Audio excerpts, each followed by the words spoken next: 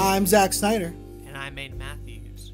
And welcome back to another YouTube podcast. The one-stop shop for anything and everything related to YouTube. The show where I was right.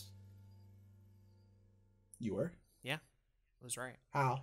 The new format, I said we were finally going to get some shorter episodes. And this is true. Yeah. 64 was an hour and 18 minutes or so. The episode we just recorded was 55 minutes. Mm-hmm, so, you know, like we could hit the triple today. You know, we're doing good. We've had like a few 30-minute episodes starting in like episode 49, which is dope. So, you know, more of those we can bang out, the happier I'll be, honestly. Watch me say this, and then someone goes down the time code, and it's like 3 hours and 48 minutes. I'm hyped. I hope not. I really don't want to say it. I can't be made a fool, Zachary. I can't be made a fool of today. No. All right, my pride is on the line. I get it, and I feel like you know shit. The more shorter episodes. What's wrong? What was it? Oh, my mom's credit card's in my pocket. I was feeling around in there, and I'm like, "What is this? Is that like cardboard or something? What is in there?" And I'm digging around in my pants, and I find that credit card, and I'm like, "Oh yeah, I was supposed to go into Dollar General to buy some things, and then didn't use it, and I've just had it in my. I've slept with this card now." Are you sure it's your mom's credit card? It is. Can you provide photographic evidence that it's your mom's credit card? Let me give you the number so you can verify. Yeah, for sure. The quirky 3 number. Don't forget the quirky ones on the back. Yeah. Anyway, sorry. It just really was concerning for like 2 seconds. I'm like, what is that? What is in these pants? Yeah. This man was touching himself. And it felt weird. Like, what's in my pocket? Like, you know, I didn't know. I feel you. I was just gonna say the more shorter episodes we can crank out, the more time I have to idly sit by and do nothing. So okay, you know, yeah. But no, welcome back to another YouTube podcast. Today we're gonna be talking all about content creation in 2021. I thought we were talking about Attack on Titan season 4 spoilers. So. Bro, please stop. I heard in the new one, right? Like, pretty big development, honestly. Yeah. What happens? I actually do know, but I don't want to say. Oh, okay. Don't actually do that. I thought you were gonna have like a joke of like big monkey character wobble around. I'm like, yeah, they do, bro. Yeah. One of the Titans is like a car, so you know, can't get weirder than that. Well, you know. That is a spoiler, actually. I'm not joking. There's just like a car now. You just go over. Well, you said something about a Titan car, and I'm thinking, the titular villain from Avengers: Infinity War, Thanos, is a Titan. That is his race. That's his species. Mm-hmm. So a Titan car would be the popular 2018 meme Thanos car. I remember we opened up a podcast with that. So, yeah. We also opened up a podcast with surgery on a grape one time. So, you know, we've had some good ones and bad ones. That was the peak. Anyways, we're going to be talking about content creation, 2021, strategies, platforms, all that good stuff. And why everything you're doing is wrong. All of it. I know. It's all wrong. That's why you're here. Here to get the right information for once. Yeah, but I think you have something to say before we do that. Oh, right. Yeah. Right. Yeah. I got you. Perhaps. Pin messages. Let's see. Mm-hmm. Yeah. Our sponsor today is Awesome Creator Academy with the YouTube Starter Kit, period. If you're getting started on YouTube and you have a little bit of money to throw around, why not check out the YouTube Starter Kit, period. For $99, you get over $1,500 of value and dozens of downloads from templates for advanced YouTube thumbnails, channel artwork, end cards and lower thirds, to royalty-free background music, fonts, and more, period.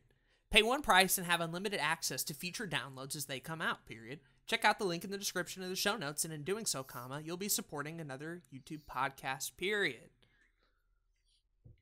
But of course, Okay. If you don't have $100, you still want to support this podcast, you can become a supporter on Anchor, period. That's the sentence. Yep. On Anchor. You can become a supporter on Anchor, period. At anchor.fm/another-YouTube podcast. You can decide to support us financially at $1, $5, or $10 a month, and we'll read your name on the podcast, period. While we plan to do this podcast for a really long time, the more financial support we have, the easier it will be for us to maintain a consistent schedule. And I'm glad I remembered. I was really worried there for a second. I would have forgot. Yeah. About that. Yeah, I think the more I think about the way we structure these episodes, Aiden, we will either succeed in the long run because we have these 10-minute introductions that mean absolutely nothing and they're kind of funny to listen to, or the more likely possibility, we will fail and nobody will listen to us. Yeah. Because it takes us 10 minutes to get into anything. I like how even in these 10-minute chunks, we always have a psychological theory about what the listener is thinking of these 10-minute chunks in the 10-minute chunks themselves. So, it's part of the strategy, part of our content strategy in 2021. All I'm saying is Roberto getting some value. I agree. Man's part of the best part of the podcast, IMO. So, very, very lucky guy, I'm sure. Yeah. Thanks to the good old boys at Awesome Creator Academy for sponsoring as usual, and thanks to everybody who listens to the podcast. We appreciate you. You're very special. Hit that stuff up. You are very special indeed. Want y'all to know. Anyways. So it's a new year. It's a new me, perhaps. And a lot of people are wondering, like, is it too late to do YouTube? Is it too late to stream on Twitch? Is it still worth using Twitter? No. These are questions that people ask, and we thought we'd take the time, like we do every year, and talk about the overall good practices, strategies for content creation in this new year on these different platforms. Pretty much. If you've heard similar episodes to this before, we kind of just talk about like what's new, what's old, what's changed, what the mindset should be, and how to best spot new and upcoming opportunities and stuff. But I want to talk first, like in general, for 2021. We always do a little bit of a thing where we're like, what's the next big thing, right? So like one year we named it for live streams. The year before we did it for like TikTok and short form content. What do you think the 2021, like in your eyes, the next up and coming or future form of content that everybody's going to be on is going to be? I think we've kind of talked about it a little bit over the last couple of years. Honestly, when we started the podcast, but I have a feeling that like this year podcasts themselves, audio, is going to take off bigger than it has been. We're bringing it back. I think this is our first repeat contender, too, because that was the very first year I think we said podcasts. But no, back at it again, you think. Why is that? Yeah. A couple of reasons. We use Anchor to host our podcasts, and Anchor was bought out by Spotify sometime around the end of 2019, beginning of 2020. And they have been making improvements to Anchor and to the podcast stuff on Spotify itself. Apple has been trying to do more stuff with their podcasts on their, it's not really iTunes anymore, but their iTunes platform. Right. Google has their own podcast stuff. People are still been doing podcasts on YouTube. I think the biggest thing is not that long ago, one of the biggest, or honestly the biggest podcast on the internet, the Joe Rogan Experience, was bought out by Spotify. Yeah. So now these videos, even the video podcast episodes, exclusively are on Spotify. You can't find them on YouTube anymore. Joe Rogan. It was like a big deal too. Like a yeah. Let me check. We probably should have talked about it on the podcast, but a lot of stuff happened last year. Like, who cares about Joe Rogan? I don't be listening to no damn Joe Rogan. Like, you know. I listened to him a little bit at one point. But yeah, he just puts up his clips on his main channel now. And used to be there would be a clip channel, but and then he'd have his main podcast on the main channel. But since 100 million, I believe, roughly is what they're saying the deal was. Yeah, $100 million to do a podcast. Yeah, like it's insane. So I think with Spotify spending that much money on one podcast, that means that they have bigger plans for audio in general over the next few years. And I think it's like, if you don't have a podcast yet, should probably get on that shit. You know, I'm glad you said podcast, because the only thing I could think of was OnlyFans. I feel like, you know. Oh, y'all. I mean, it still could be. You know, we can both be right. It doesn't have we could be right. But no, I like the answer of podcast. Podcast, cool. To me, are always like an underrated form of content, and they have been for a really long time now. It only feels like in recent memory, like it went that long ago, and like, oh, people are just, you know, listening to podcasts on YouTube. That's crazy. That was a new thing for a little bit of time. And we've only seen that grow bigger and bigger with more celebrities, stand-up comedians like Bill Burr have their own podcast. Philip DeFranco has their own podcast. Sports personalities, whoever. Like, even if you're on TV, like, oh, well, you might as well also have a personal podcast as well, because it doesn't take that much time away from anything, and you can build a bit of a platform outside of it in case TV or something else doesn't work out. So I think, combined with the fact that they are so easy to do, with the emerging market and interest in it currently, where it hasn't quite all been bought out and bought up yet, so it's kind of still a bit of a Wild West sort of area. Now would be a really good time to have like a podcast or something audio related, like a show or call-in or something, to get your presence out there, build up that skill set necessary to do something like a podcast, because even if it doesn't succeed, I think those skills are applicable anywhere. I think what's really neat about it is you could literally, like, I know some creators who they go live on Twitch or Facebook or Instagram or LinkedIn or whatever. They go live once a week to their audience, and then they rip that audio and they upload it as a podcast. Yep. Or they rip that video from the live stream, they upload it on YouTube as a podcast, and then you can take that stream, that episode, and cut it up into small clips and post it on social media. You can get bigger clips for YouTube.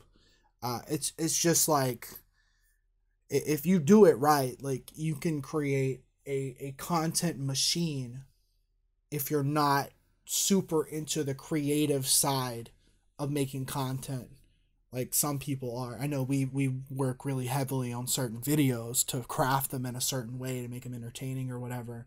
But like, if you're just into content because you're a businessman, you have, you know, some kind of skill or talent that you're trying to put out there, you're trying to get clients for something, like, it's almost like the top thing you should be doing for content in general, and especially I think this upcoming year.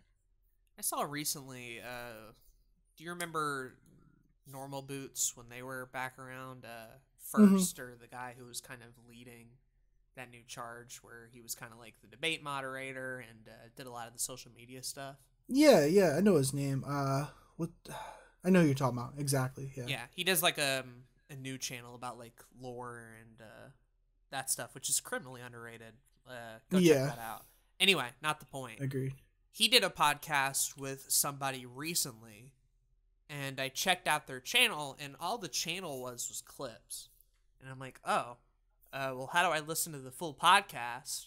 And the thing that they get you with is, at the end of every one of those clip videos, they're like, hey, if you want to listen to the whole full podcast, if you like give me $5 on Patreon, you get access.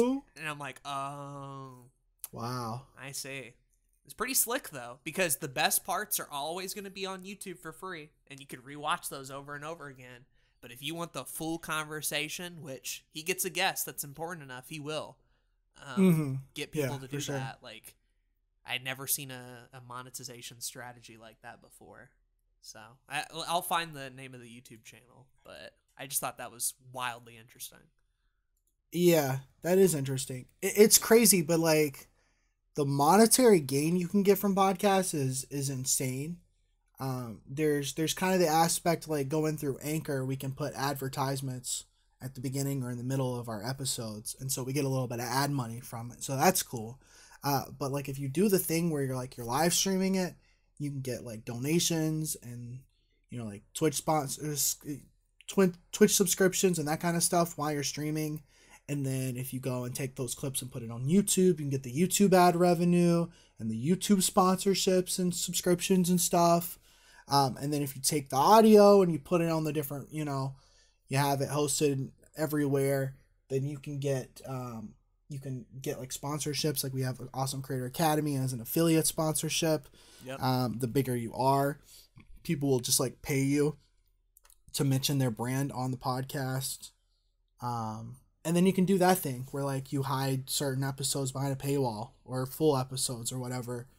There's a group of guys that run a podcast company, I guess at this point, called Duckfeed TV. I think I've talked to you about it before. I've heard of them before, yeah. I got into them like 2015 because they did a Dark Souls related podcast.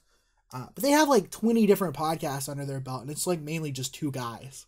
They just have 20 different podcasts, and within their Patreon, they just take certain episodes from certain shows that they know are going to be like either super niche or super requested, and they make it behind a paywall, and you get like a good 45 minutes of the episode for free. And if you want to go get it, you just like pay $5 and you can get the whole thing. I found the channel, by the way. Makes sense. Called PatNat. Oh, okay. Yeah, I hadn't heard of this. Apparently he had been around the block before, because this channel is super small, but the type of people he's getting to interview clearly have been around the block for a long time. So I don't know if he has as well, or if he's just like making business moves or some shit, but like, yeah, you have all the clips there, and then the Patreon is where you get the actual full episodes. Yeah, this is interesting. This is very, very interesting.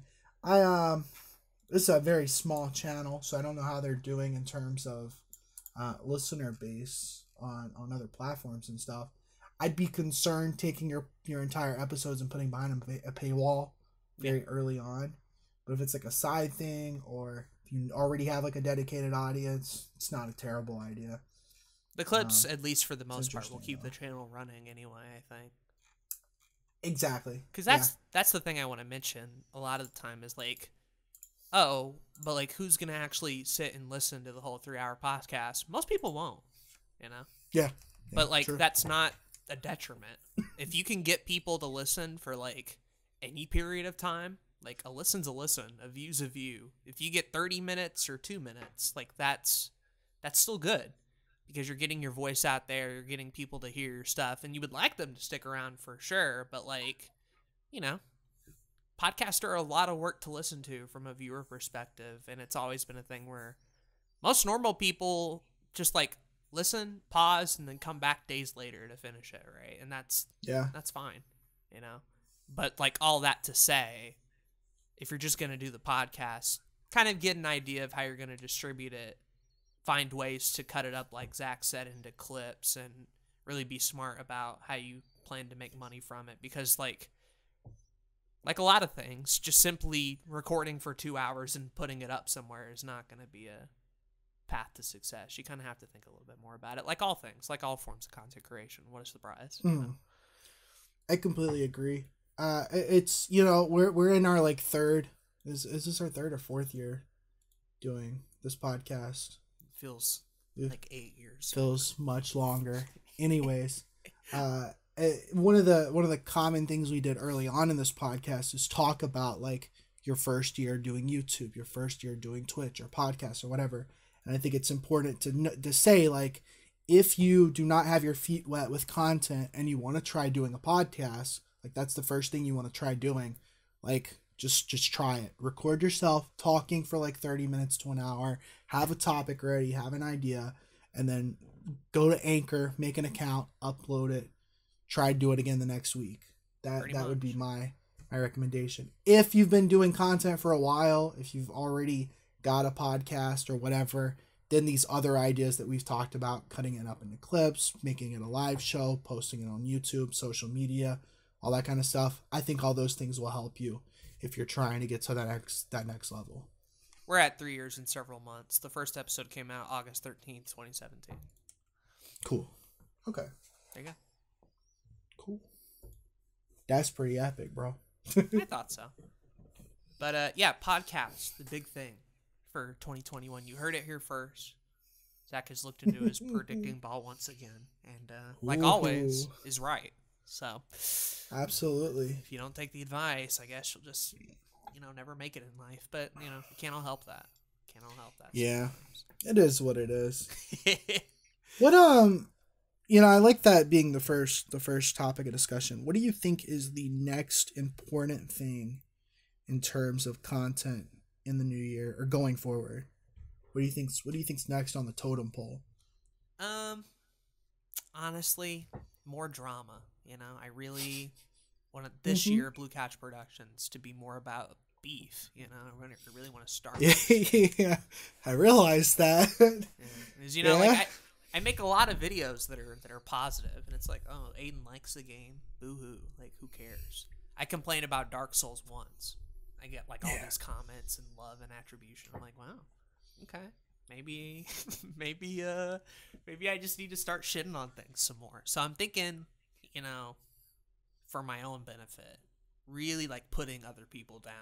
I feel like it's the next big step in my evolution as a content creator. So yeah, looking forward to it. Really looking forward to it.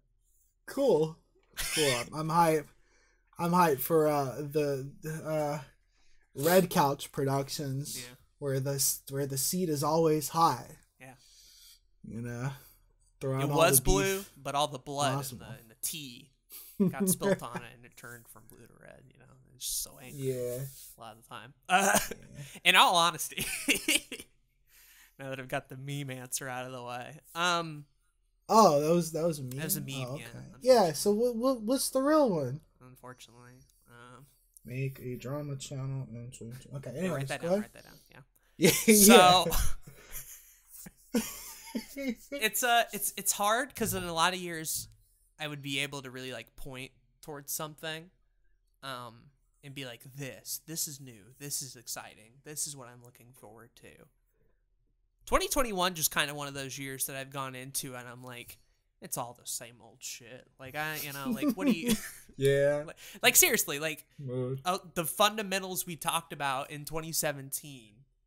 You can listen to that podcast, come back to this one, and be like, wow, a lot of that same stuff still applies. Yeah, I agree.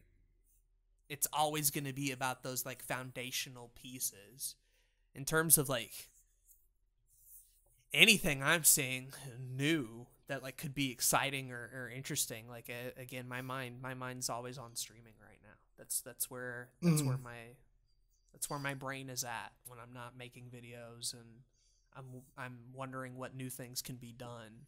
It usually has to do with live streaming, just because I have seen firsthand the community grow, but also the threshold to entry lower at such a drastic point that live streaming is just what I'm all about. I think that's like, in terms of a path forward to success, at least if you have done it a while and you like live streaming to begin with, is one of the easiest things you can do, period, I think.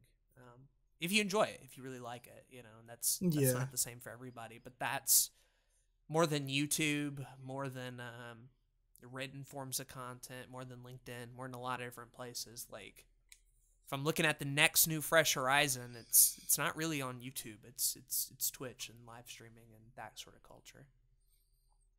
Yeah, it's interesting because Twitch has gotten a lot of shit recently, with the whole copyright shit. There's a lot of people getting banned, people moving over to alternative streaming platforms, and then those streaming platforms getting shut down. A lot of wacky stuff has happened with streaming over the last year and the last couple of years. So it is definitely hard for me to say yeah, go live stream all the time and you'll make it.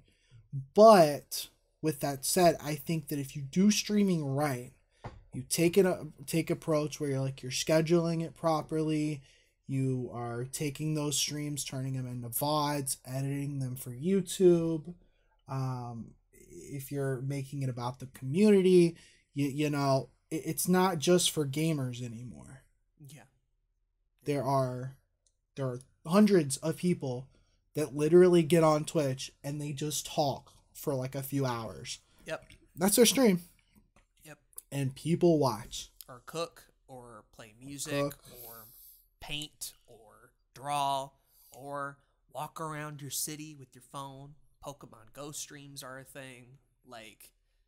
If there's a weird and wild niche of an idea that you haven't seen on YouTube work before, chances are it's probably on Twitch. It's probably being done in the live streaming space right now. Yeah. And I'm not going to act even remotely that it's something stable and that it's something you want to bet the whole farm on. But it is the thing that I think about probably the most creatively and get excited about the most for new opportunities, because it's hard to look at YouTube and what's going on and not just feel not negative, but apathetic is a good word. That's how I feel about YouTube a lot of the time. I had a conversation with you where it felt like a lot of content I've been watching and shit hasn't been interesting. I haven't seen a new trend or type of video that has really captivated me in a very long time. For sure. And that might just be me changing and me liking different types of stuff, but no, I feel that excitement in live streaming a lot. That's awesome. More than ever in the past couple of years. Again, not to the point where I'd put it above podcasts, because I think you're right. I think podcast is the number one thing, but no, even in the Gary V and business and entrepreneur community, they'll all tell you the same shit. Stream, get your audience involved. They might not tell you to do Twitch. They might tell you to do some Facebook or LinkedIn shit or whatever, but the principle still applies. Yeah, no, definitely. I think it's crazy. Kind of mentioned the gaming community for a little bit. There are way less big YouTubers in the gaming space that I am seeing upload exclusively. This video was recorded and edited for YouTube videos. Yep. There are a lot of bigger Let's Players and gamers on the platform that are just taking stream highlights and uploading them. Mm-hmm. I know Northern Lion. He has been infamous for uploading 5 videos a day for years, and he recently, a lot of the games and content that he usually would record and then upload every day, he started to do that stuff on stream more, and then just take those those big clips and upload them as their own videos, and it works. It just, you get more time with your audience that way. Certain games work better for streaming anyways. And like you said, when you look at other spaces like the entrepreneur space or the health and wellness, food, drawing, music, there's a lot of opportunities. With streams. Another example too, I was watching Playframe, which is the extra credit people who went off to make a Let's Play channel because shit happened, obviously. He was playing Katamari, and somebody had asked the question of how do you start a Let's Play channel? Very obvious stuff. And he lists a lot of the typical Let's Play advice of get a schedule, be consistent, find a niche. And then one of the things he just straight up mentions is you sure you don't want to stream instead? Yeah. I feel now more than ever, it's not 100% obvious for a lot of new content creators where it kind of was for me and you coming up of like, yeah, I want to grow up and play video games and do Let's Plays. Now I feel like for most kids and most people starting out, like, streaming is either 50% the option or 100% the option, and Let's Plays are like their backup plan, you know? No, I agree. Yeah. Like, you know, that power dynamic wasn't always that way back in 2012 when Justin TV was the thing, and like you could only reliably stream in 480p, 30 FPS, and you know, the equipment and shit wasn't there, and capture card makers just weren't a thing, so you had to hook up your like VCR and shit, like a Dazzle. I tried streaming in 2013 and I literally could not do it. Like my hardware would not allow it, my internet would not allow it. Yeah. I tried again in 2015 and again my hardware would not allow it. So it's way more optimized now to where like just about anybody can do it, even from a console, which is insane. Yep. Parker was literally streaming from a PS5, and it looked just as good as his Roxio, if not better, you know? Yeah. Blurry in some spots, because Spider-Man, right? That's a lot of bit rate. That makes sense, yeah. Of swinging. But, no, still, like, a lot of the time now, if you're just an up-and-coming gaming creator, the easiest path to success isn't just make gameplay videos anymore. It's, like, streaming and then cutting that into clips. It seems to be the more preferred option, which is cool to see. Because that wasn't the case for a lot of years. And that's still not to say that like there isn't a market for highly edited stuff. Like clearly my man Alpharad, right? Like Donkey, you know, taking a lot of recordings and editing and refining the craft for comedy or informative pieces. Still work and they still have a place for sure. But they feel more and more a minority. It's a different type of content. Yeah. And when you realize how many people are invested in watching live streams, then it becomes more an option of something you can do. Yeah. Like you get me excited about live streams again right now talking about it. You know? It's just what I've seen, man. It's just I get you it. know. Get it. And not everybody enjoys doing it, and it is a lot of work. A lot of work. It takes a lot of energy. Takes a lot of energy. But I think back to like, if the option was record a whole series and upload them week to week and get no comments versus playing that game live and find at least one person who joins your Twitch stream and chat, you know, like you're starting to build a community. You're starting to build a presence, a brand, an identity, right. You know, you're not having to hope that one of your uploads gets discovered somewhere and then figure out what to do from there. Like, ask your comments, I guess, if they listen.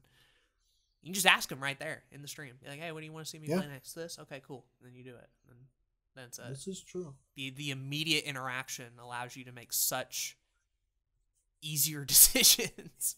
Where it just felt like a lot of the time, like, whether it was a gaming channel or food or wellness or whatever, there's a lot of info you don't know, you know, and still don't know. But you really get a different perspective when you go live with a core group of people who decided to tune into that live stream, who will give you that opinion you want. So valuable in an age where it feels like you're just making content and putting it out into a void for no one to hear. Live streaming is going to get you somebody's opinion. May not be the one you want, but like, clearly Twitch for culture sure. You. But yeah, that's way easier starting out. Yeah, I agree. And I'll take it back again. If you have been doing streaming for a while, or if you've been doing some kind of content for a while and you're ready to take the next step, like obviously create a consistent schedule, work on your quality of the streams, things like camera and audio and that kind of stuff is important. And then, you know, breaking those streams into clips, putting them up on a YouTube channel, making social media memes, putting clips on TikTok, that kind of stuff can really help with your presence. But if you're just getting started today, if you're listening to this, you're like, man, I really want to try live streaming, like have a microphone and and some ability to stream a video game or stream whatever it is you want to stream, and just do it. Try it, see if it's something you like, because you never know. There's a whole community of education who will help you go the rest of the way, you know? Like, you want to know more? 100%. probably better advice for shit like that out there than this podcast that you can find way quicker. So Definitely. go get the help if you want it. Like, you can take it as far as you want, or you can just occasionally stream sometimes and have that be a fun, like, breather. You know, both methods work. I agree. Go ahead. I was going to ask you a question. Yeah, go for it. If we're talking about things that are coming up, that are changing, that are new, that are exciting, I want to take the morbid, the reverse angle of this. Is there something you can pronounce dead in the water? The "we are here to bury today" type of thing. It could be a video, it could be a genre, it could be a strategy, it could be a piece of advice that you think is wrong that we can finally bury underneath the ground. Like, we've had enough time that the jury is out and we figured it out. It doesn't work. My YouTube career. Thanks for watching. I'll catch you guys next time. It's been real. I really did set you up for that one. Yeah. No, in all seriousness, I'd have to think a little bit more to come up with something specific. Okay. But I think, like, posting on social media just to post on social media. Ooh, that's a good one. And acting like it's part of your career, acting like you have to be on social all the time. That's because, hey, you create content, like, this is your life. I think that's something that we're going to be pushing away from. Yeah. In the long run. Because here's the thing. You can say you're doing it for work, and you can say you're doing it for this, that, and the other. Cat. But number one, like, it's harmful for your own mental health, and, you know, that's not good. Number two, way more surface level. Shit looks desperate. You know? Yeah. That's true. That's how you come across. It's easier and easier to tell, especially in the climate and the age that we're in. If you're capping, if you're on some bullshit, if you're not genuine in the way you think, you know. And I'm not saying you're gonna get canceled over it or there's gonna be an outrage, but, like, the silent viewer be like, oh, that's just kind of desperate. That's just kind of corny, and then not respond, not comment, not anything. They'll just move on. That'll just be it. Yeah. You know, you won't even know it happened. But, like, no, that's really important, because I think thinking about how other people view your content is huge, and thinking about it from your own perspective, right, might be even bigger. So, like, I agree. Like, posting just to post stuff is desperate for the audience and harmful for yourself. Yeah, I just think of, like, social media in its entirety and how it's evolved, not only over the last, like, decade, right? Like, because it's changed so much, but even in the last couple years, I feel like it's changed even more. And in some ways, the wild thing is some things haven't changed at all. Yeah. Twitter, for instance, right?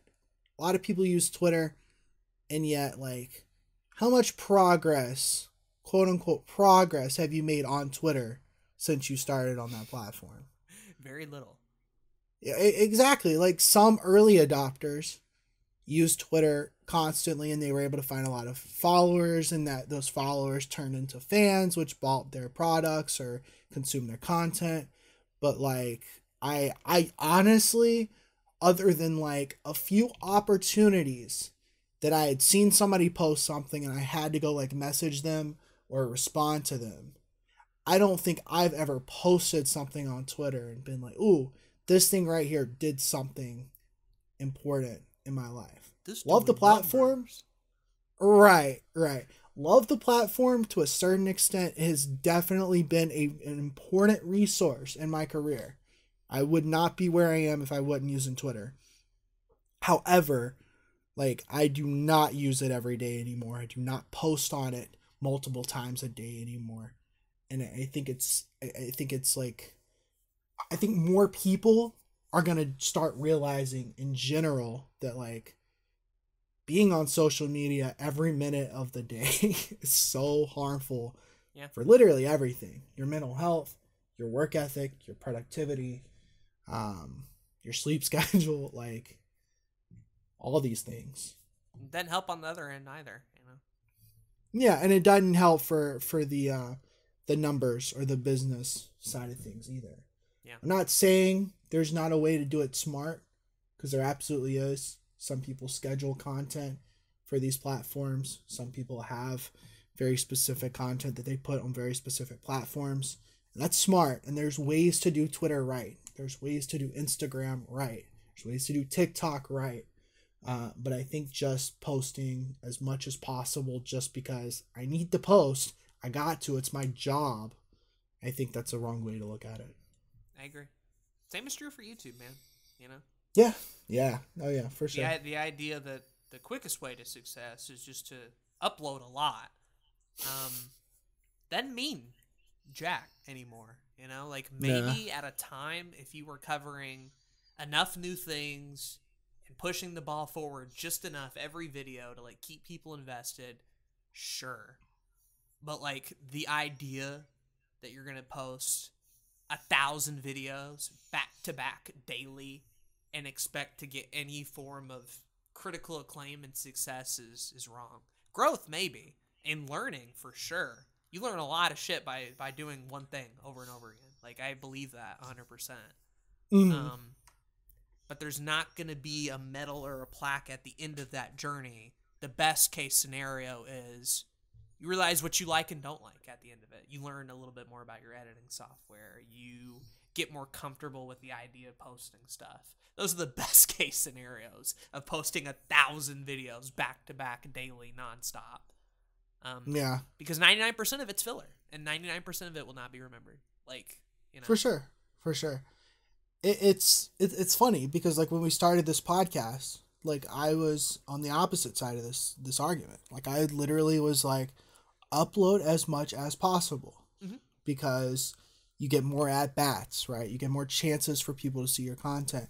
What I've learned over the years, and what a lot of people have learned, is that, like, it's not that you turn away viewers. It's that especially if you're starting out, or if you're early on and you don't have the resources to, like, hire editors to help you put out the content on a regular basis, or to continuously up your game for each few videos or whatever, you're just putting out a lot of mediocrity or bad stuff. Like, some of it might just be bad.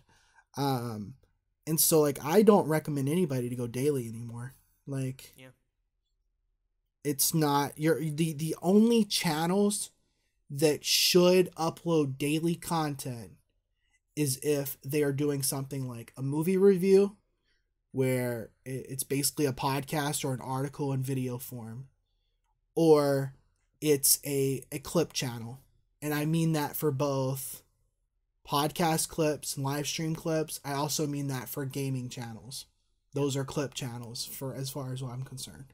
I would just say only do it if you're already successful at it. Yeah, I agree. If you've already, like, I agree. done that, and you're like, well, I have 100K subs, should I stop? Like, no. No, I keep doing that, obviously. No, you made it. But you are an exception. You're not the rule. Here's what I'll say, and maybe this will be a better way of wording it. We've heard a lot in YouTube culture and YouTube help and YouTube advice that something is better than nothing. That by posting something, you are moving the ball forward, and that posting nothing will not help you. And that's true. I'm going to add a little bit of a fun addendum to the end of that sentence. Something is better than nothing. Good is better than something. Yeah. You know? Yeah, I agree. Good is better than something. Now, keep in mind, me and Aiden and I are coming from the aspects, the perspective of, we've been doing YouTube for a while now. Yeah. We've kind of realized what our good looks like in terms of content. Not calling our content great by any means. Please, we still got take that plenty, got plenty of room to grow. But we've understood what our content looks like when it's good. We've understood what it looks like when it's bad. And so, like, at this point, we know that we can make good content, or at least decent content. And by doing that instead of putting out a bad or a mediocre video that day, it's far better for us. If you're just getting started, then put out content, right? You got to get you got to get those reps in. Yeah, try it out to figure out what your good looks like. But if you're like year 2 and year 3 and you're like confident and like you're still doing it and you're getting 1 view per video, then yeah, you know, maybe it's time to reconsider. Maybe it's time to like cut your losses and figure out what you can do now with the shit you've learned from the process. Exactly. You know? Yeah. No, I completely agree. So good is better than something. You know? You put out something. I like that a lot. And for some people that something might be amazing. But like, you know, the odds are going to be better if you put out a video that's like actually good. Yeah. And that's not that we're saying that like we've solved the quality versus quantity debate. The goal is actually the good videos, yes, but what if we did more of the good videos, right? So we're not saying like just don't stop uploading or never upload and take like 8 months. God no. Yeah. But I think the idea that has been preached, like Zach said, of you have to upload daily, you gotta upload every day, doesn't work for the majority of people on the platform. Unless you're strictly doing it for learning and like nothing else. Yeah, I agree. It's like this graph where you start off, you like make a lot of content, goes up, and then like you just start slowly going up at that point in terms of how many videos you're uploading because you're trying to work on that quality. You got to get a lot out in the beginning, that first year, that first couple of years, your first like 100 videos or whatever, to like really figure out what you're doing. But then once you figure out what you're doing, then it's like about making that quality better. And then you start trying to put more out. And then you make the quality better again. And then you try to put more out. Like it's a process that I think is, you know, going to continue happening and over again until you have the resources to again like hire somebody to help you or whatever, right? Get a team or, you know, quit every other responsibility you have that isn't taking care of yourself and your family, and then spend a lot of your time on the videos, right? Yeah. What else about YouTube do you think is important for this next year? It's you've talked about personally with me and a little bit on the podcast how you're finding it hard to find content to watch. Yeah. And I'm wondering if that's just because we've been watching content on YouTube for so long. I'm sure it plays a part. That. For sure. Yeah. But I also wonder if that just means like the current YouTube landscape is just not putting out as many bangers as we'd like. Potentially, yeah. It's possible. I don't know. What do you think is important for this new year? It's tough to tackle because a lot of my issues with that are from a consumer perspective. Like the type of shit I'm watching now is not satisfying my needs as a viewer. But I can't translate those complaints 100% to the context of this podcast where I'm trying to help people create and make things and not have to worry about what some schmuck like me thinks their video is good or not good or not pushing the boundaries. Like it's more, you know. So I'll say for me that it feels like a lot of the content I've been watching recently, and maybe it has to do with my subs, maybe it has to do with me watching a lot of content. It could be I'm getting old. Yeah. I think that might be what it is. Could be I'm a fucking old fogey. Fogey, yeah. So that take could them be a out back as well. But I don't know. It from my perspective on the outside looking in, I've seen a lot of the same kinds of videos recently, of a couple of major key genres that work, and genres that I wouldn't discourage anybody from trying. All right, if it ain't broke, don't fix it. If it ain't broke, don't fix it. It's tough. Okay, I'll say this. How about this? Since this is actual advice, I would like to see for the upcoming year, more than anything, for people to realize that as important as the topic or the genre or the whatever the thing that gets the viewer in is not as important as the personality and what the viewer is left with going out. I like that, yeah. That makes sense? No, I get that. Because I feel like so much of the focus is on what's the challenge, what's the thumbnail, what's the title, what's the movie I'm covering, how do I get people to click and watch my video, without failing to realize that in all that effort and all that work, they are not saying anything new to the conversation, and that's what pisses me off as a viewer. It's not the topic. It's not the thumbnail. It's really smart, and it got my monkey brain wanting to click the video. You did a good job. A lot of creators can do that part exceptionally well, and that used to not be the case. Yeah. But now it's like, cool, guys, we've mastered the technicals. We know how to get people to click. We know the SEO, the descriptions, all this. Can we spend a little bit more time in the personality? Can we spend a little bit more time in the writing? Can we spend a little bit more time of like, you have my attention. What are you doing with it? What are you doing with my attention? Right? I have paid the debt forward to watch your video. And that part was awesome. The second part and the more important part is leaving me with something to think about. Whether it's your personality, whether it's the information, whether it was a funny joke, whatever. I made that Sonic 3 30 for 30 in the hopes that out of any Sonic 3 and Knuckles video you watch, it won't quite be like Aiden's. Part of that is because I show up in a fucking bathtub naked. So there's not, that kind of narrows it down a little bit. But also because I'm weird. I have different opinions. I think this about the game and other people might think that. My editing style is different. My music, my vibe, etc., etc. I'm thinking about the title and the thumbnail for sure, and the SEO parts, and that shit's important. But more than ever, like, I don't care how you found my video. I don't care if you clicked on it. I don't care if it's getting views. But for the 20 people that watch it, I want them to be satisfied by the end of the day. And I feel like most of the time we're not really caring about the product so much as whether or not we got the eyeballs or the views in the first place. It's a new problem to have because, marketing on YouTube was a thing that like very few people did.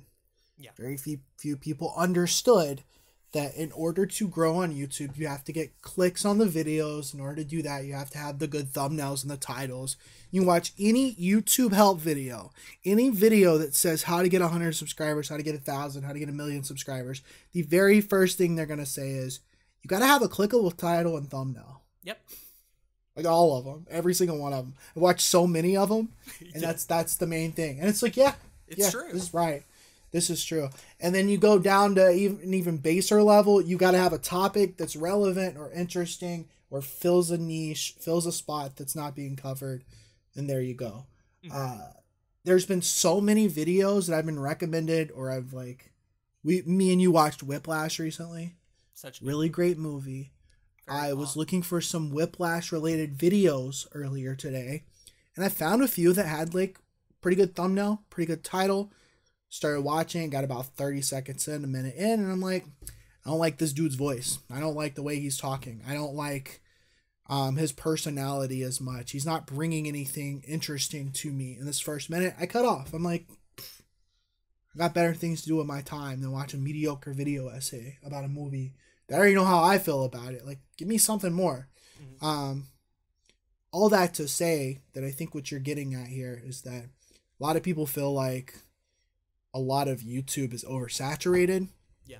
And I think it is oversaturated in terms of mediocrity. This is true. But if you go into your content thinking in terms of, I have a unique personality, I have a unique writing style, I have a unique editing style, I have something to bring to this topic that somebody else isn't bringing into it, then that oversaturation doesn't matter at all, because we have an undersaturation in content that's good. Really 100% worth our time. Yeah. And that is good. Yeah.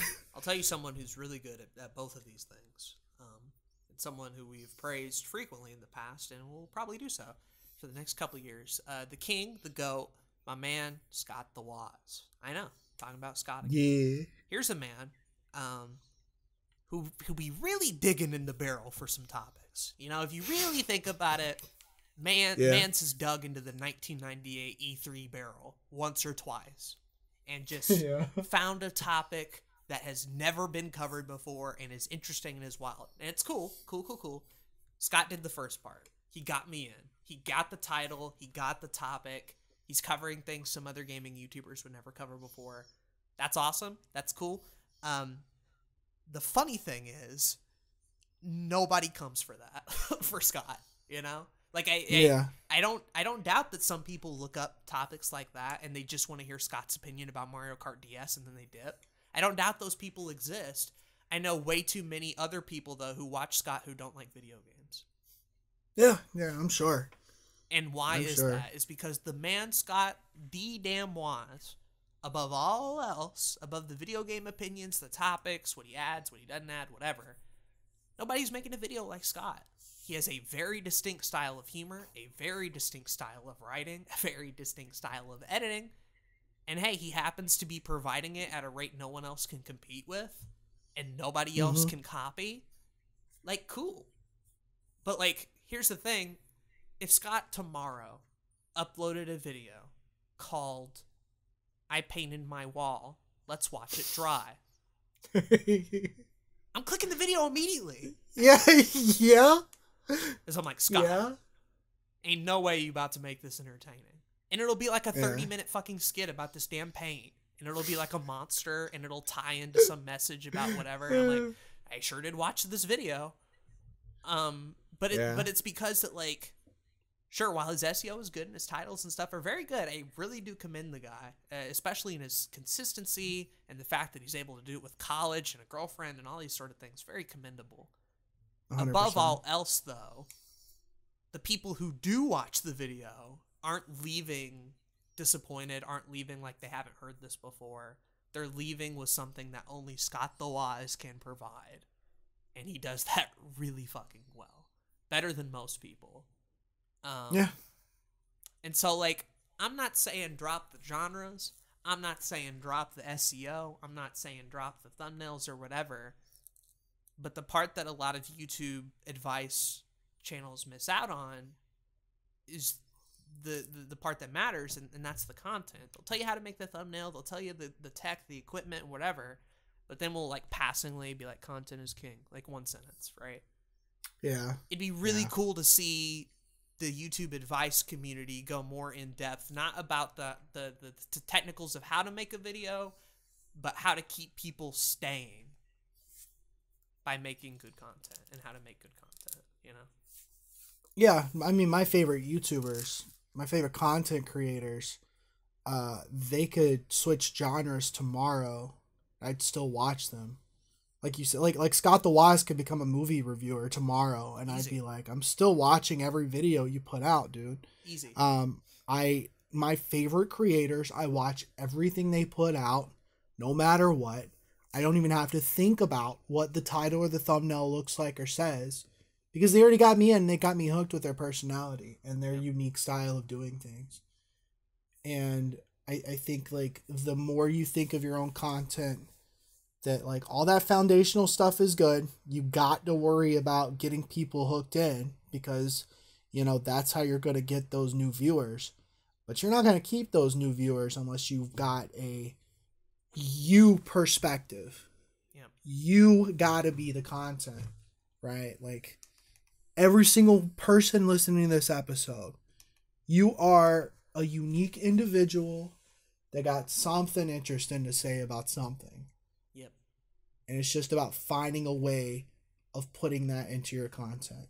If I wanted a review of Whiplash where somebody told me what happens in the movie, I'll read the Wikipedia page.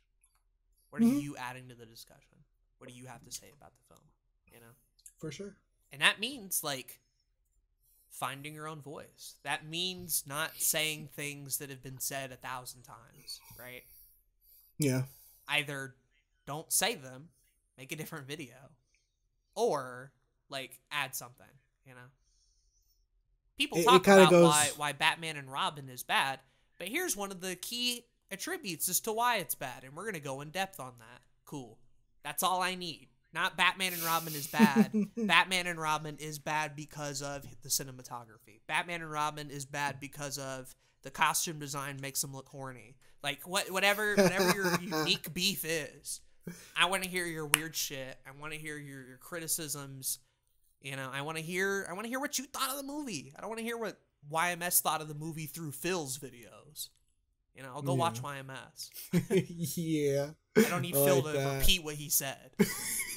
Thanks, Phil. Very cool. It's like we were talking about. Yeah. It was like we were talking about social media earlier. Like, you don't have to just post to post. Yeah. Not every video idea is worth making a video on. Yeah. You know, and you might not realize that until you've written the script and recorded it and put it in the editor and be like, wow, that's bad. I sure didn't bring nothing of value to it. Well, then either scrap the video, or what I like to do, figure out some other dumb fuck way to make it entertaining. Yeah. I mean, my Christmas video recently, I talked about a rom-com on Netflix, and I was like writing the script, and I'm like, cool, I'm talking about the movie. I sure am talking about this damn movie. And then finally I get the genius idea to bring in the plot point from our Halloween special where I have a multiverse Zach come in. Yeah. And get hit in the head with chicken nuggets. You know? Very Kino moment. Like, I can't do that for every video. No. And, like, not every video will be, you know, skit-based or comedic-based or whatever. But it's like, then is the topic interesting enough? Is the topic unique enough to warrant the video? I feel like the easiest way to differentiate yourself is through humor, but it's not the only way. Simply having a unique criticism of the movie, simply doing something different in your writing or scripting, tackling the topic from another angle, where it's not maybe Holiday review, but it's every actor in Holiday ranked, and then you talk about the movie through that subtext, right? Like, yeah, you know, or the history behind Sonic 1 is just a review of Sonic 1. But now you get the extra history stuff that maybe Gerard isn't going to talk about in his video. You know, like, cool. Right. Little bits of things to add to it. You mentioned Gerard, the completionist. Like, his entire channel is, like, unique because he talks about everything in the game. He talks about completing a game, and he does it every week, and it works really well. And it's like, yeah, I know what I'm coming to this content for. And I'm going to keep watching, because even if I haven't played this particular game, it's kind of interesting to hear like how it took him, you know, how long it took him to beat the entire game and what challenges he came across. That's interesting. His experience with it, right? Yeah. Yep.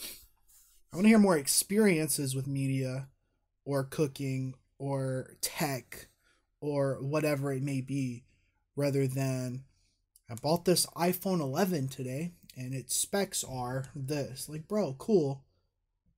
Like, you went to Reddit and found the top debate thread and took everything from it. Like, right.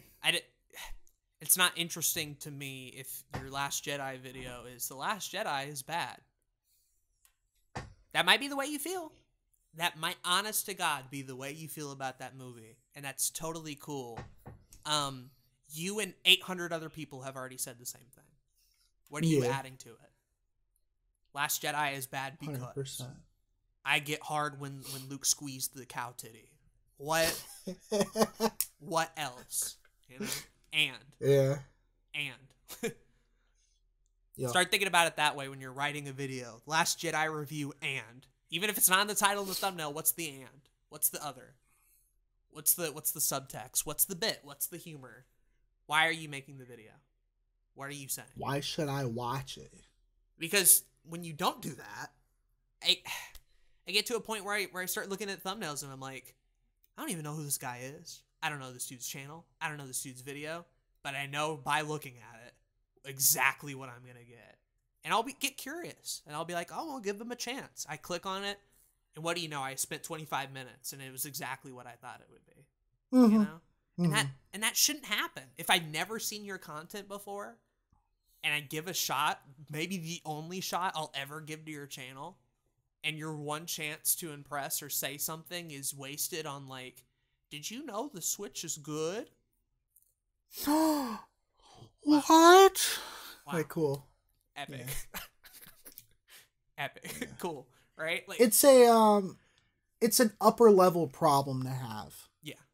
And I'm glad we're talking about it because it's very interesting. It's where my keep brain's in at. mind 100% keep in mind that, again, you still got to get people in the door in the first place. If you're making this interesting content but you have a dog shit thumbnail and title, it don't matter. Then you got to get that fixed. Because I want to check out your video, but I'm not going to click on it if it don't look like it's going to be interesting to begin with. Yeah. So, and we're talking about this from our perspectives, our personal perspectives, but I'm sure like a lot of other people feel the exact same way. You know, there's a psychology to making thumbnails and titles and having the content be good behind it, like across the board. So it's not easy to do, but it's important. And I don't like believe that the channel I subscribe to has to be putting out banger videos like that every week. God, no. Like, I'm 100% accepting to the fact that like if you got to put one video out a week, one of the weeks is gonna be The Mandalorian is a good show. You know? And it's like, okay, fine. I'm talking about like 2 weeks down the road, I better not be getting The Mandalorian is a good show again. You know? Like you said the piece, you did the part. Don't feed it to me again. You know, like you did it once. Don't make me sit through it again, you know? Because I'll put out videos that are just kind of like boring and just kind of whatever and just kind of fine. I get that, and I'm 100% patient with that fact. But if it's been like 2 years and the type of content I really liked is like no longer there anymore, I figured out recently that I'm not the loyal subscriber I thought I was. I've just dropped some motherfuckers after 10 plus years of watching people. And not because I hate them, and not because I think they're bad people. They didn't do a Pro Jared. Like, you know, like it could be a lot worse. Yeah.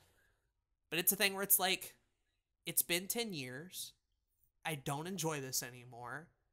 And it doesn't help you if I'm just a dead subscriber and I'm not watching your stuff religiously anymore, enjoying it, you know? It's healthy for both. It's of us. True. Yeah. It's true.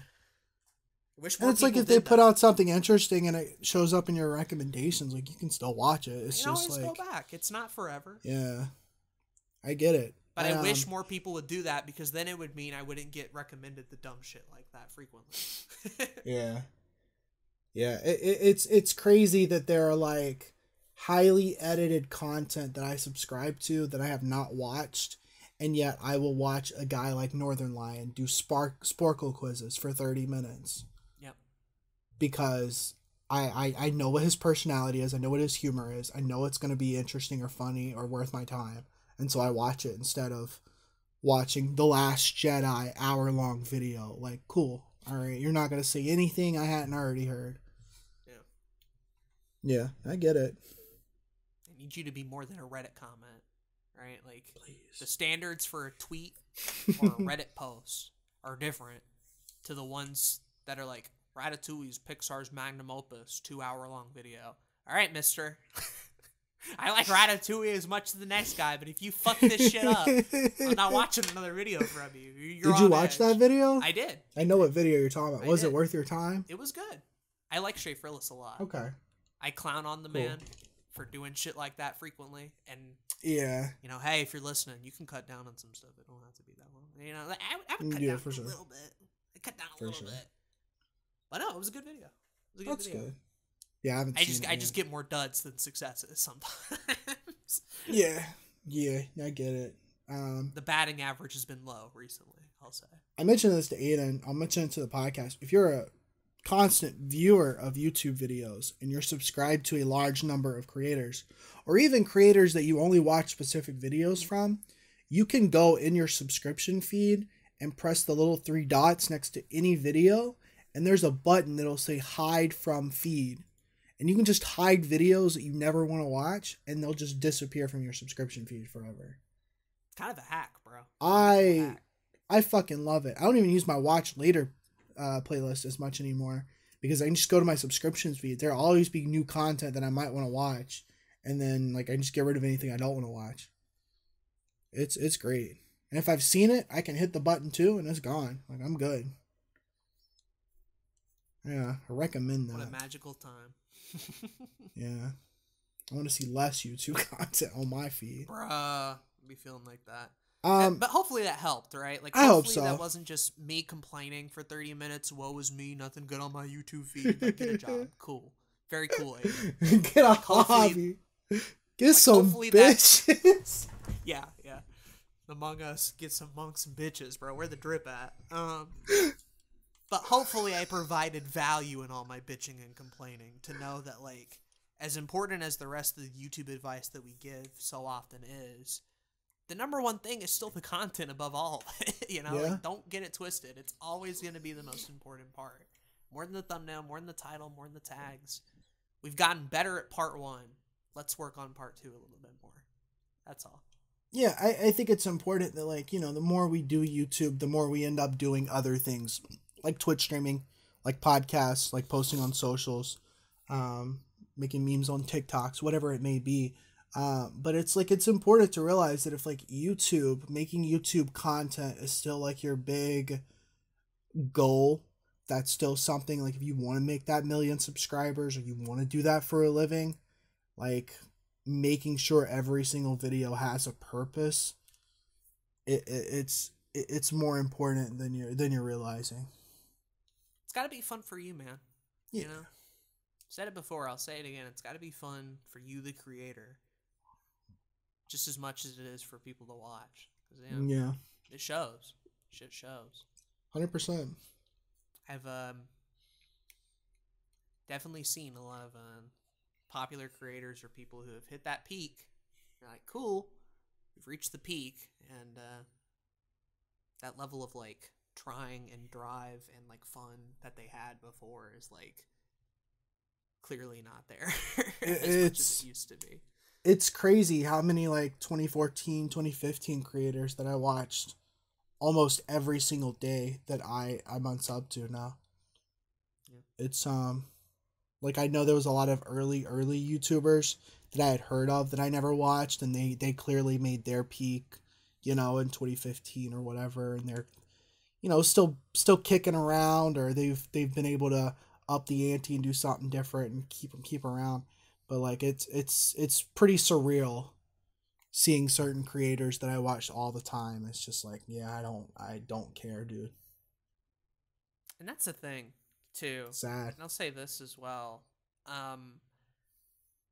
Content creation is not a given thing, even when you reach it. For as much work as it takes to build that YouTube channel, to build that Twitch stream, to be the TikToker of the century, while that does take a lot of work and is clearly a huge part of the process, the part that's harder to think about is even when you're at your top and even when you're at your game, there's maybe like 1% of people who 10 years from when they started are still around and kicking. Like, you want to talk shelf life? Like, there are very few people that did this shit 10 years ago.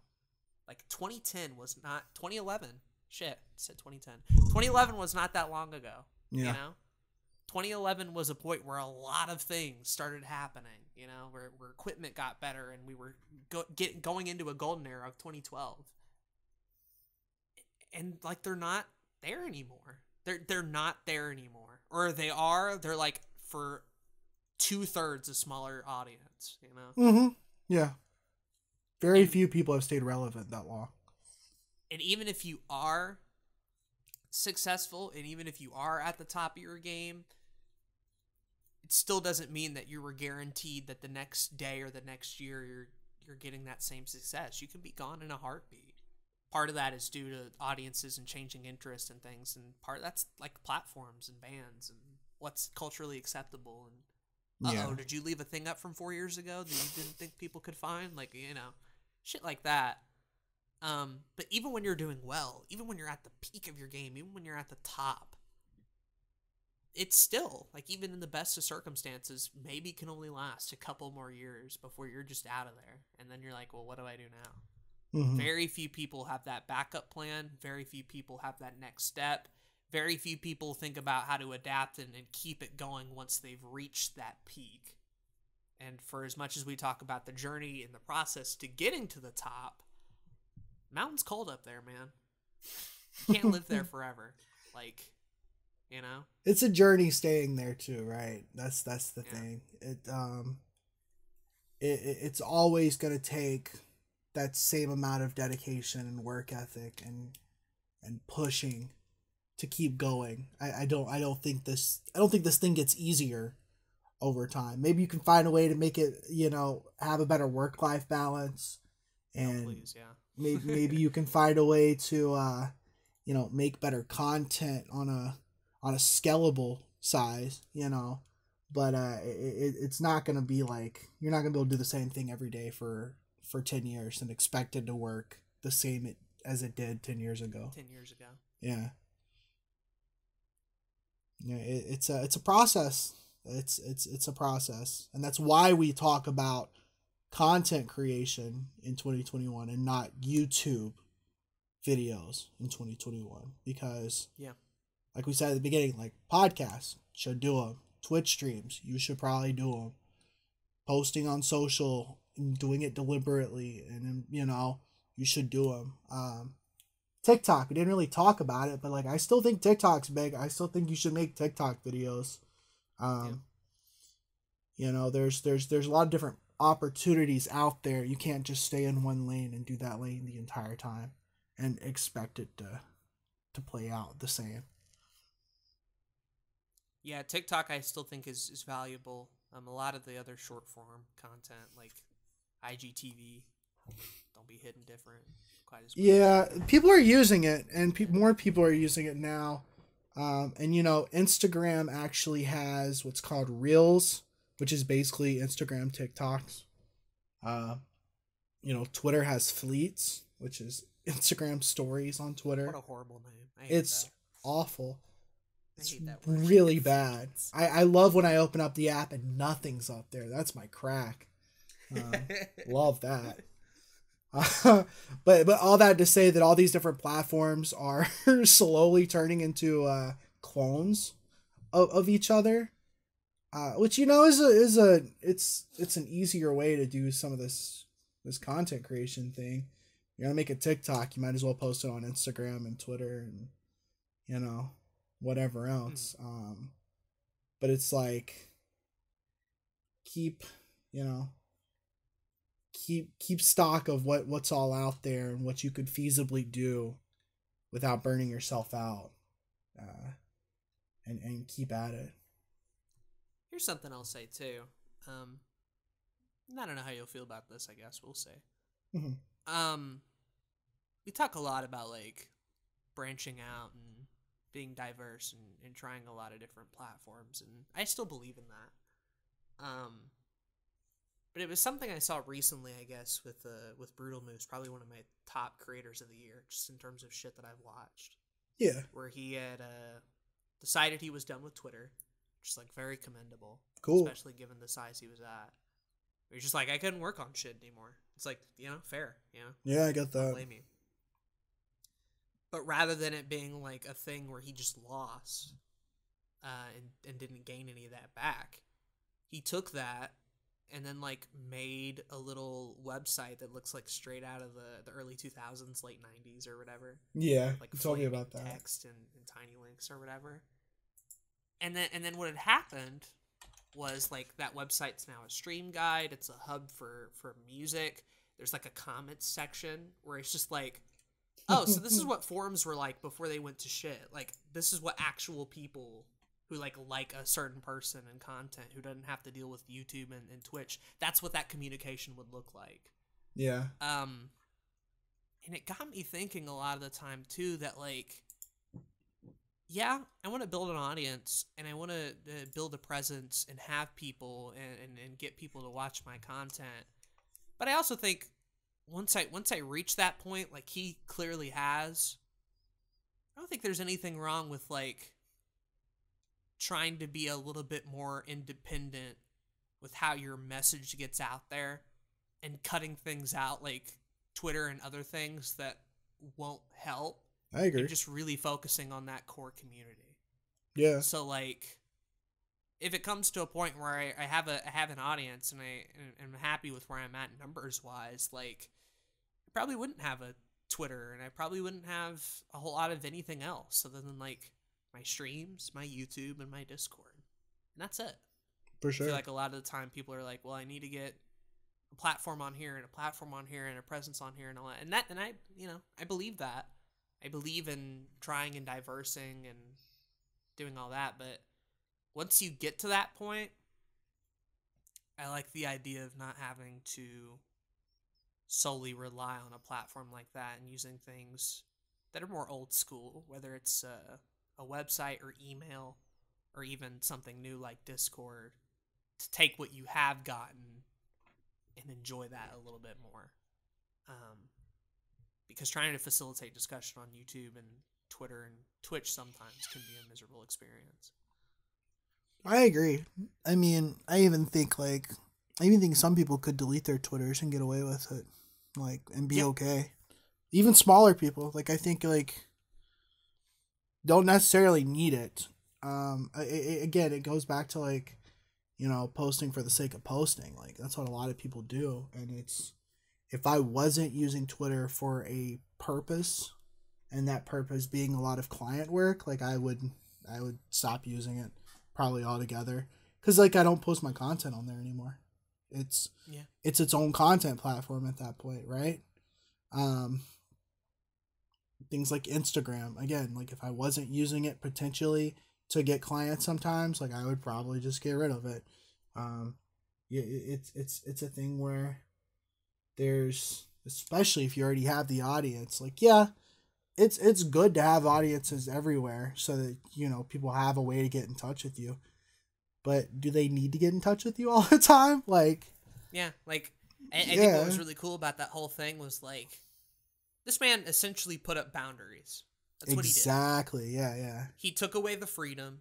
He took away the instant access. He took away all of that, what he built his career on, and went, okay, well, now if you want to talk to me, you have to go through this old janky website. You have to leave a comment where I can moderate it and say whatever I want to. And then even then, you still might not get a response back because I have other comments on here and I can just make my videos, post it, get guaranteed that people will like it and not have to interact with the shit that I don't like. Like, that's ballsy. That's a level of independence. That's a level of, like, actual boundary setting that's, like, good for your mental health.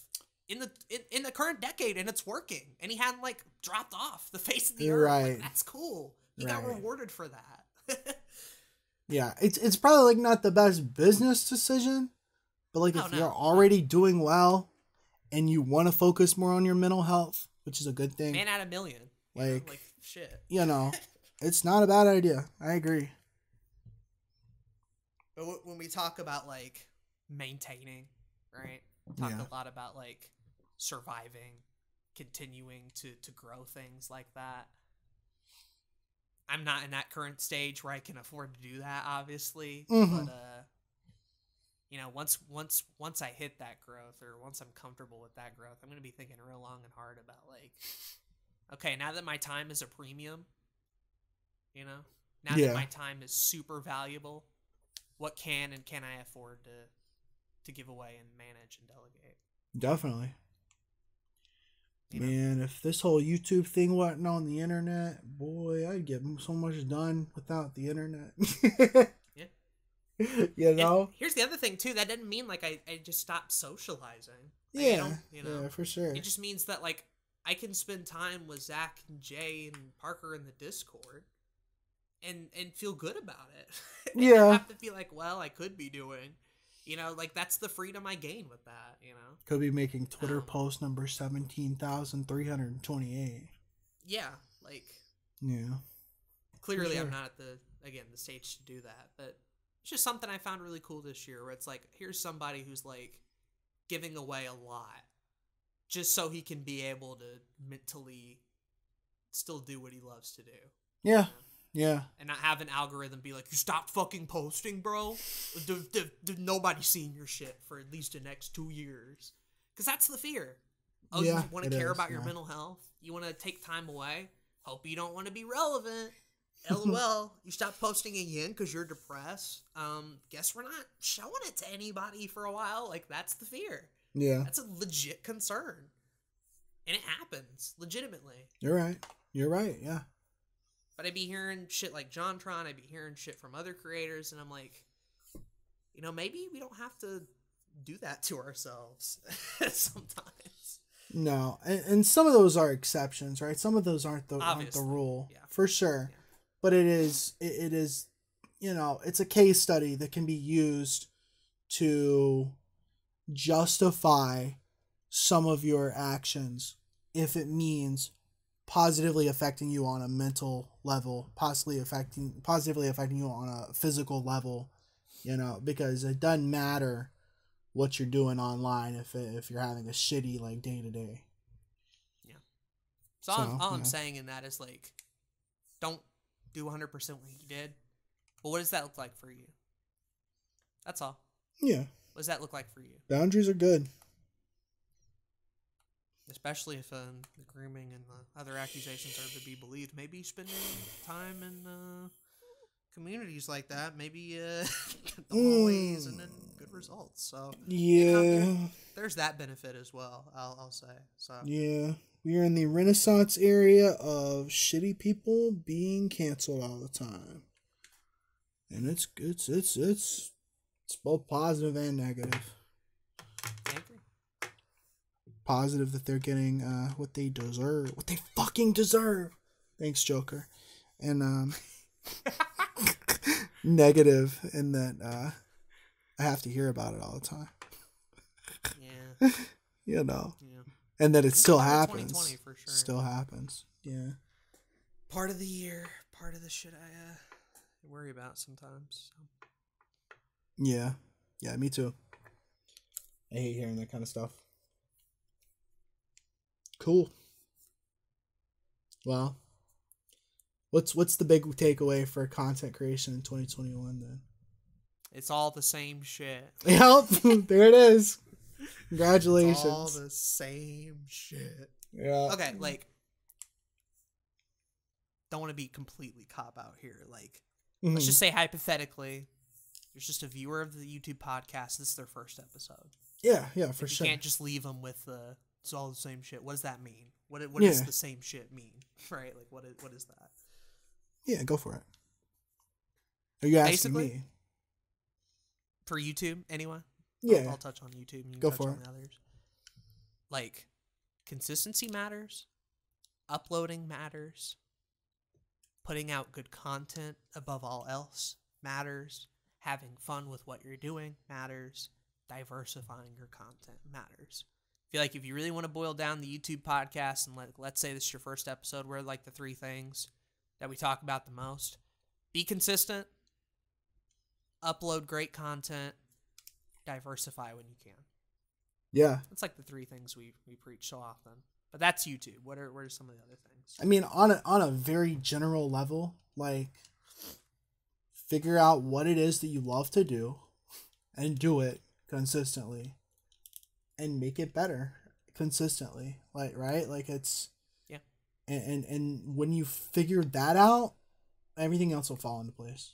And like, yeah, sure, that's kind of a cop out, I think, but it's But that's what we mean when we say the same shit. Yeah, good content is always going to be important. If you got specific questions about like Twitch or YouTube or podcasts, like there's resources out there. We've talked about it on this podcast. You can go listen to those other episodes. But in terms of like this year and making content, like not a whole lot has changed in the grand scheme of things. And that's a good thing because so much of this is volatile. Yeah. So many things are changing. So I'm seeing this as an absolute win. Yeah. I think as we continue to do these type of episodes, it's going to be less and less about like the new people coming and wanting to start and more about like the maintaining of people who are already here with us. Yeah. So like that's not to say like if you're listening to this and you're just starting out, we gave you a lot of stuff in this episode, but like, you know, if you come back and we're on the 2024 content creation episode, you're probably not going to hear me and Zach for the 18th time. Like, should you start a YouTube channel in 2020? Like there's only so many times we can say that and get the same point across. We did it this year and we've done it the last couple years. It's probably going to be shifting focus to actually maintaining and helping the people who have like started. Yeah. You know? Yeah. Because that's where we're at. That's where we're at this point. We've done the podcast for 3 years. Like, what a shot, you know? For sure. It's always worth to do all of this stuff and none of this stuff. It really depends on like you. Like, what do you want out of it? If you are, or if you thought that being famous on YouTube is like going to be a jump start to everything that you want in life, then yeah, you're late. Like, you should have started 12 years ago, like, you know, but you should also just start now. Like, you know, there's always those opportunities. And even I think 20 years from now, I think YouTube will still be around. I do think you could still make a name for yourself on the platform. Like, this past year, there have been more people to get 100,000 subscribers, to get 1 million subscribers than there ever has been. Like, it's those numbers keep going up. People start at the beginning of the year at 0 and they made it really big. So it's all possible. Like, you could still do it. You just gotta get those foundations down. I'm a believer that there are more opportunities, not less. And even if it's not, we get to the point where YouTube is not the one providing those opportunities, then the other places we mentioned in content creation most certainly will be. Exactly. Yeah. And if you do them all or some of them, like, opportunities welcome to our Discord. We can get you a moderator. Yeah. Yeah. Invite you, talk about shit for 4 hours. No, you'd probably feel right at home. Yeah. Probably feel right at home. But yeah, the foundational stuff's important. As far as new stuff, be on the lookout for podcasts. Be on the lookout for Twitch streams. Be on the lookout if you see and hear anything new. We'll probably talk about it as we come around to it. We usually do. We usually do. But have fun. Have fun doing it, man. Have fun. Yeah, exactly. That's the most important thing right there. It's always the easiest cop out. Have fun doing it. Have fun. Good luck. Don't quit. Oh shit, we said last episode this was going to be a podcast about how to quit YouTube. Yeah. Damn. Yeah. Step 1, have a lot of ambitions. Mm-hmm. Step 2, realize you'll never make those ambitions. Ooh, I like that. Step 3, try anyways. Oh. And that's where I'm at right now. And then step 4 would be quit YouTube. I'm hyped for that one. I'm really looking forward to it. You've been on the roller coaster. You've gone the ups and downs, and now you're like on that final hill. Yeah. Like, oh shit! The ride's about to be over. Yeah. Let's go. That final hill might take like 12 years for me, but like I'm hyped. Yeah. That 13th year, it's gonna be great, bro. Just hit that delete channel button. Bruh. Now we're talking. The word orgasmic comes to mind. Cool. Yeah. And with that, everybody, we have reached the end of this episode. And I would like to point out that even during all that talking, we're only at like an hour and 30 minutes, which is still really good. I'm still right. Let the record show Aiden was right. We're right. Yeah. Got no comments to read either, so. No. Go on if you got any comments, hit us up on YouTube, another YouTube podcast. Put it in the comments. We'll read them on the next episode. Or you can hit us up in the email at anotherytpodcast@gmail.com. We'll read them on here. Give us topic ideas if you got those. If not, a question of the day. A question of the day. My question of the day is, really? When are you quitting YouTube? Yeah. Okay. Cool. When are you quitting YouTube? I had nothing. Joke. No, you put me on the spot, so I literally can't think of anything off the top of my head. Bro, what happened? It's 5:47 a.m. That's what happened. Brain stinky. No, I guess question of the day. You know, it's new year, new me, all that kind of stuff. Like, what are you looking forward to this year? What's your YouTube plans? I guess, or your content creation plans. Love to hear them. I'm always down to hear what people are excited to do. Helps me get more excited about what I want to do. So I feed off that energy hardcore. So same. That's why I'd be listening to other people's YouTube update videos that like I don't watch their channels. Yeah. Yeah, I love They're talking those. about things that are coming down the pipeline. I'm like, I'm not watching any of this. But that sure does sound amazing, bro. Dude. That sounds dope. For real. Yeah. Well, I've been Zach. And I've been Aiden. And thank you for listening to this episode of Another YouTube Podcast. Peace. Bye-bye.